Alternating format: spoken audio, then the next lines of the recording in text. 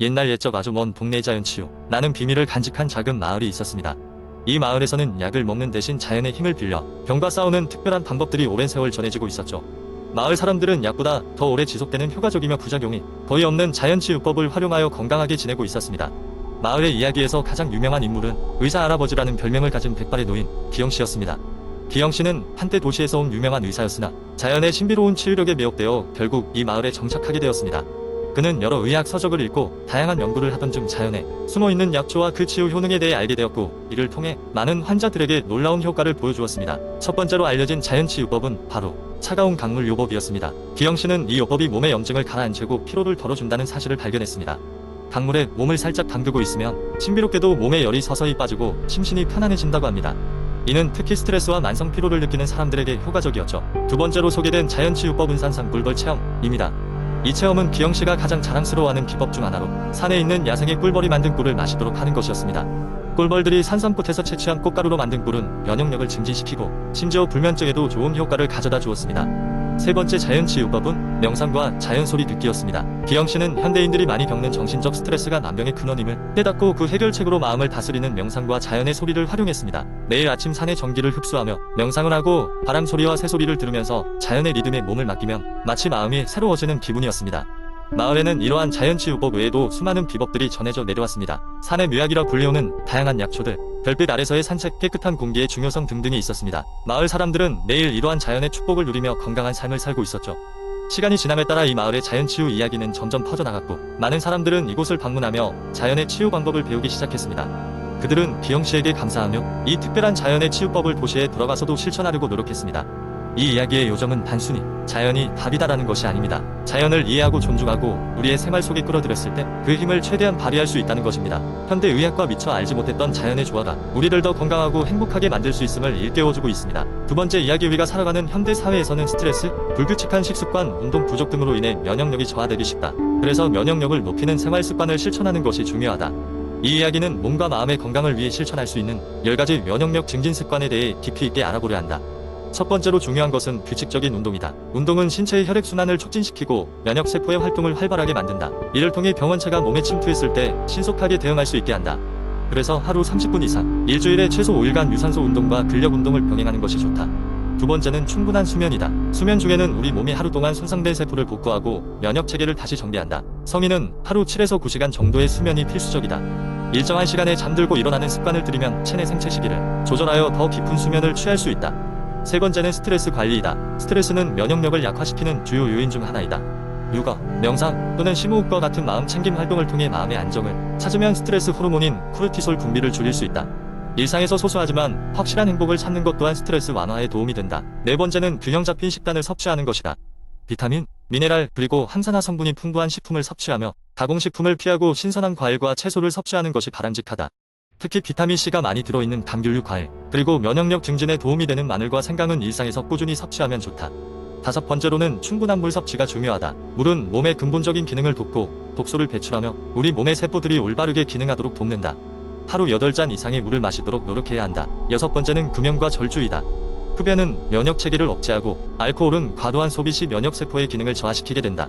따라서 금연을 결심하고 알코올 섭취를 줄이는 것이 매우 중요하다. 일곱 번째로는 사회적 유대감 형성이 있다. 인간관계가 좋을수록 정신건강에 긍정적인 영향을 미치는 것은 잘 알려진 사실이다. 친구나 가족과의 긍정적인 관계는 호르몬 분비에 긍정적인 영향을 주어 면역 강화에 도움을 준다. 여덟 번째는 손 씻기 같은 개인 위생의 철저한 관리이다. 이 간단한 행동이 질병 전파를 예방하는 데 큰 역할을 한다. 손 세정제를 휴대하고 비누로 손을 깨끗이 씻는 습관을 들인다. 아홉 번째로는 자연 속에서 시간을 보내는 것이다. 햇볕을 적절히 쬐면 비타민D가 활성화되어 면역력 강화에 도움이 된다. 또한 자연경관은 스트레스를 줄이고 정신적 안정을 제공한다. 마지막으로 10번째 면역력 강화 습관은 규칙적인 건강검진이다. 자신의 건강 상태를 정기적으로 확인하고 필요한 예방 조치를 취하는 것이 중요하다. 병은 조기 발견과 예방이 최선이기 때문이다. 이와 같이 면역력을 높이기 위해 실천할 수 있는 다양한 습관들을 일상에 도입하면 감기나 기타 질병으로부터 보다 자유로워질 수 있으며 건강한 생활을 영위할 수 있다. 각자의 생활 방식을 고려하여 점진적으로 이러한 변화를 시도해보자. 이러한 작은 노력들이 모여 큰 변화를 만들어낼 것이다. 세 번째 이야기, 한밤중에 잠에서 깨면 보통 두 가지 반응을 보이게 된다. 하나는 다시 잠들려고 애써보거나 다른 하나는 잠을 깨고 그 이유에 대해 곰곰이 생각해본다. 나는 후자에 속하는 사람이다. 잠이 깨곤 했던 어느 날 밤, 난 마침내 탁자에 적어놓았던 확실한 밤잠을 위한 환경 조성법을 실험해보기로 했다. 엄선한 가이드라인이었기에 당장이라도 시도해보고 싶었다. 첫 번째 단계는 조명 조절이었다. 누구에게나 익숙할 수 있지만 가장 무시되기 쉬운 부분이다. 태양이 지며 자연스럽게 어두워지는 하늘을 보며 마음도 차분해져야 하는데 우린 오히려 밝게 빛나는 전등 아래 있다. 그래서 난 일단 노란색 필라멘트 전구를 구매했다. 전구의 노란 불빛은 따스한 느낌을 주며 마치 자연 속에 있는 듯한 편안함을 제공했다. 두 번째는 소리 관리였다. 거슬리는 소음이 숙면을 방해할 수 있었다. 가끔은 방 안 어딘가의 시계 초침 소리까지도. 그래서 난 우선 방 안의 모든 불필요한 소리들을 제거했다. 그리고 평화로운 백색 소음을 틀어놓았다. 백색 소음은 마치 내가 어딘가 해변이나 숲속에 있는 듯한 느낌을 주며 머릿속 잡다한 생각을 잠재우는 데에 큰 도움을 주었다. 세 번째는 침구류와 냄새였다.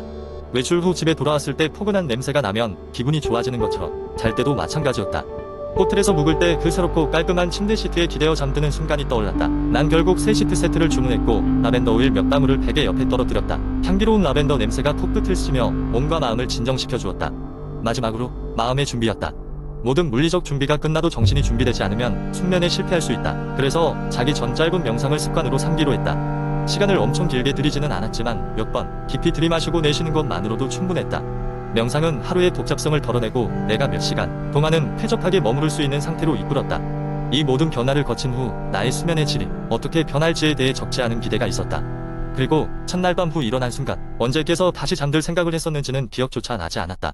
앞선 준비들이 모두 조화를 이루어 나를 깊은 잠으로 이끌어준 것 같다. 이 이야기를 통해 나는 확실한 밤잠이라는 것이 단순히 충분히 자는 것만이 아니라 질 좋은 잠을 위한 환경을 조성하는 모든 과정이 중요함을 깨달았다. 그리고 이제 나의 방은 편안한 휴식처가 되었고 나는 매일 밤 그것을 만끽할 수 있게 되었다. 숙면을 통해 찾은 평온은 나날이 나의 일상에도 긍정적인 변화를 가져다 주었다.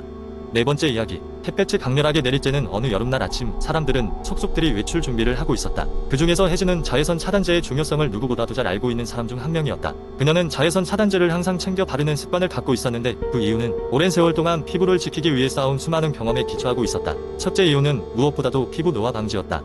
혜진은 자외선이 피부 노화를 촉진한다는 과학적인 사실을 알고 있었다. 그녀의 이모는 젊은 시절 자외선 차단제를 전혀 사용하지 않아 나이가 들면서 생긴 깊은 주름과 색소 침착 때문에 후회한다고 털어놓곤 했다. 혜진은 이모의 경험을 통해 자외선을 막지 않으면 피부가 얼마나 손상될 수 있는지를 직접 보았던 것이다. 둘째 이유는 피부암 예방이었다. 오래전 그녀의 가까운 친구는 악성 흑색종으로 고생한 적이 있었다. 혜진은 그 친구가 병원에서 치료를 받으며 얼마나 힘들어했는지 생생히 기억하고 있었다. 그 일 이후로 그녀는 자외선 차단제가 단순히 미용 차원이 아니라 건강을 지키기 위한 필수품임을 깨달았다. 셋째, 자외선 차단제는 피부의 색소 침착을 막음으로써 피부톤 손상을 방지하는 역할을 한다. 혜진은 햇볕에 그을린 피부가 서서히 본래의 피부톤을 잃어간다는 것을 알았다. 자연스럽고 고른 피부결을 유지하는 것이 그녀에게 중요한 문제였다. 넷째, 그녀는 자외선 차단제를 사용함으로써 본인의 피부 장벽을 보호할 수 있다는 것을 알고 있었다.